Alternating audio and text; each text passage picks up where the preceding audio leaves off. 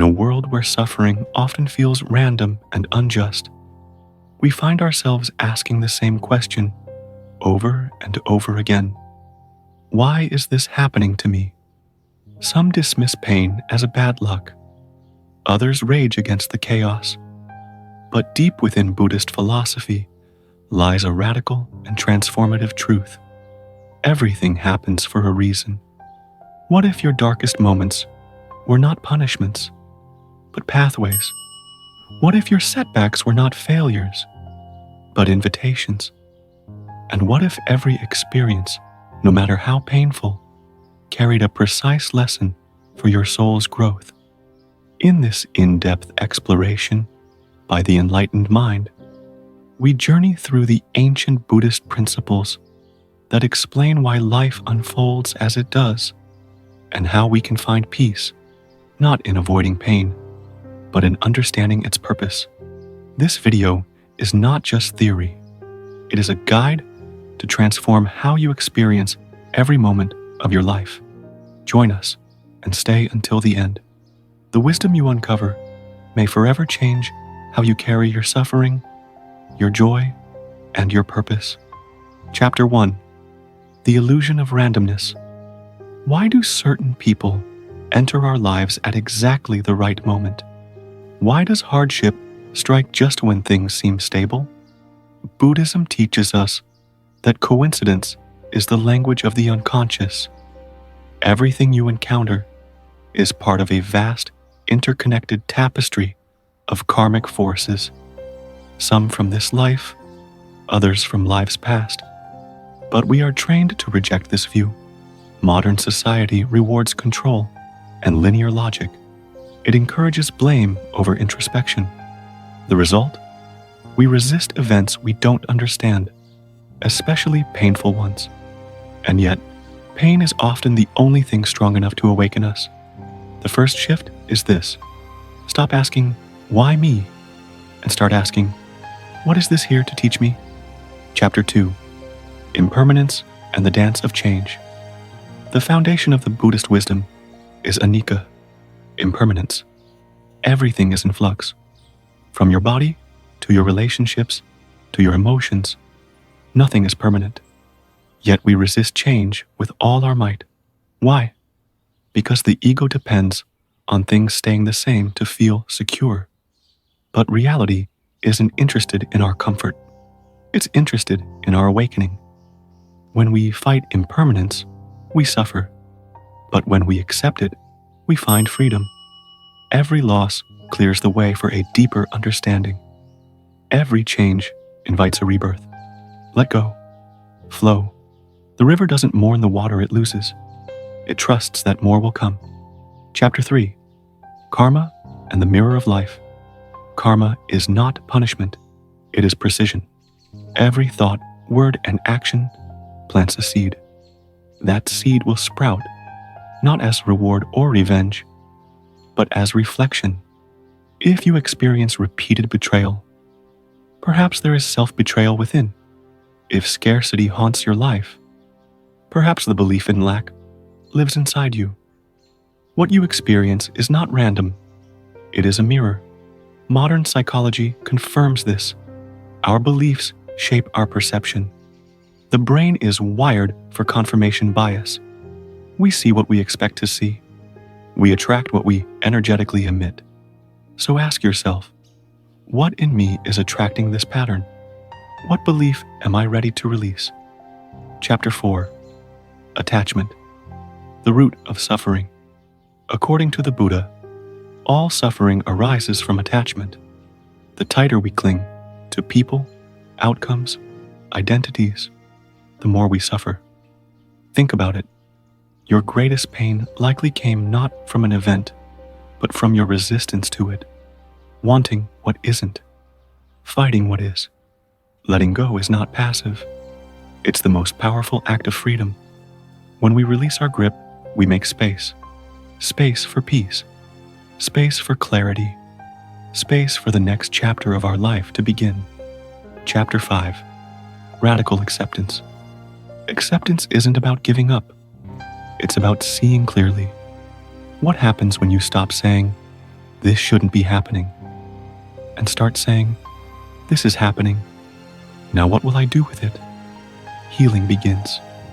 Research shows that acceptance is a key factor in trauma recovery. Fighting reality drains our life force. Accepting it frees energy for healing, growth, and wise action. Pain accepted transforms into power. Pain resisted becomes poison. Chapter 6. Adversity as the soul's classroom. There is no spiritual growth without challenge. There is no expansion without pressure. Your most difficult experiences carry the most potent lessons. They arrive not to break you, but to break you open. We don't evolve through comfort. We evolve through disruption. Ask any awakened soul. Their journey began with heartbreak, illness, betrayal, or loss. And yet, they rose. The same possibility exists for you. Chapter 7. Mindfulness. Clearing the fog of perception. Most people live in their heads, lost in thought, drowning in the past, worrying about the future. Mindfulness is the sacred pause. It's the moment we stop reacting and start witnessing. With mindfulness, we begin to see that life's events are not personal attacks, but purposeful messages. It quiets the ego and opens the soul. Modern science supports this. Mindfulness literally rewires the brain. It reduces fear, enhances clarity, builds resilience.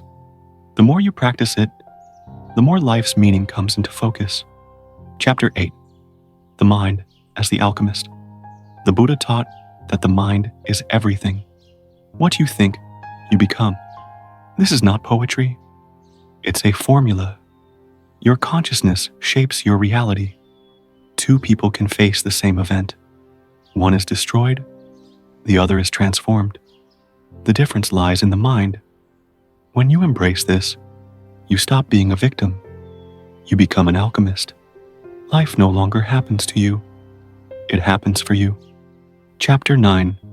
Society's resistance to meaning. Why do so few people believe that everything happens for a reason? Because believing this demands responsibility. It removes the ability to blame, complain, or remain passive. Society prefers dependence. It sells solutions outside of yourself.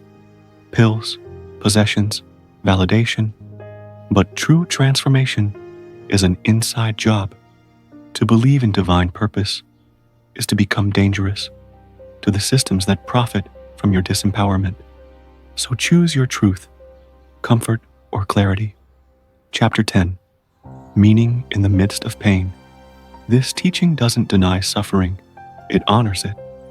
But it also reminds us, nothing is wasted, no tear falls without nourishing your future self. No storm arrives without washing away what no longer serves. Suffering is not punishment, it's preparation. Look closely. What have your greatest challenges taught you? How have they shaped your empathy, your strength, your soul? Now ask, who would you be without them? Chapter 11. From resistance to responsibility. The moment we say, this is my path, I will find meaning here, everything changes. You reclaim your power. You shift from helpless to hopeful. You begin to transform. No longer waiting for circumstances to change. You become the one who changes.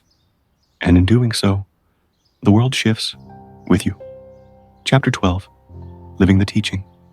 Every moment, a message. What if you lived as if everything was sacred? Every conversation, an assignment. Every challenge, a test. Every emotion, a compass. With this perspective, you begin to see life not as random, but as orchestrated. Not as chaotic, but as wise. Not as something to escape, but something to embrace. Conclusion. The obstacle is the path. What blocks your path is your path. Every difficulty is not in the way of your growth. It is your growth. And when you stop resisting what is, you begin to unlock what could be. So the next time life disrupts your plans, whispers confusion, or delivers pain to your doorstep, pause, breathe, and ask, what is life trying to teach me now? The answer may not come in words, but it will come in wisdom. And in that wisdom, you will find peace. If this message stirred something in you, share your story below. Has life ever revealed a deeper purpose through pain? How has this perspective shaped your path? Subscribe to the Enlightened Mind for more spiritual insight to help you live with meaning, balance, and inner strength. Until next time, trust life, transform pain, and walk your path with wisdom.